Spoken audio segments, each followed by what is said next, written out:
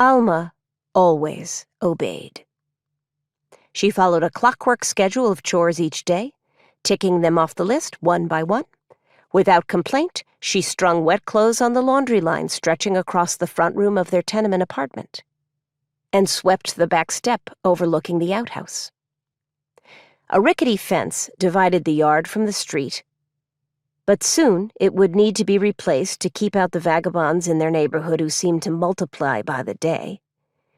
The influx of those people made her parents anxious about her comings and goings in spite of her 21 years.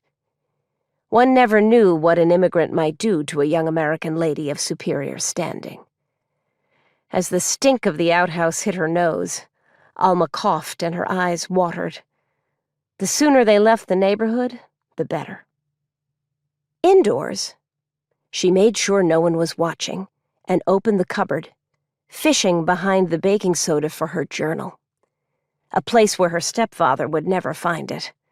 She hugged it to her chest, cradling its treasured contents. Lists of foreign words and rules and slang and page after page of Italian. She slipped outdoors again to steal a few minutes practicing the words the kindly priest, Father Rodolfo, had taught her when she managed to get away from the beer house for an hour or two on Sunday afternoons. Perhaps she could sneak away for a little while later today, since her stepfather was out on business.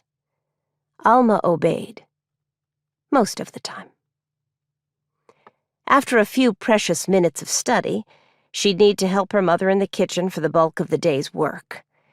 They prepared food for their family of 7, and for the German customers who might happen upon their beer house beneath the apartment on the basement level.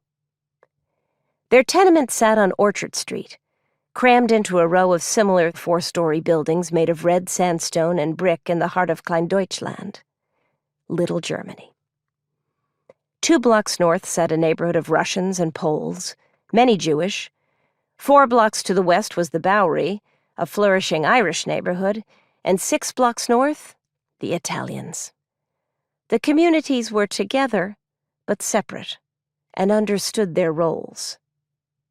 The Jewish and Italians floundered at the bottom as the newest to arrive on American shores. The Irish fought their way from the middle, and the Germans, Dutch, and English perched at the top. Alma's family and friends steered clear of the other groups when they could, knowing they didn't belong among the thieving Irish, or amid the squalor the newly arrived immigrants brought to the city.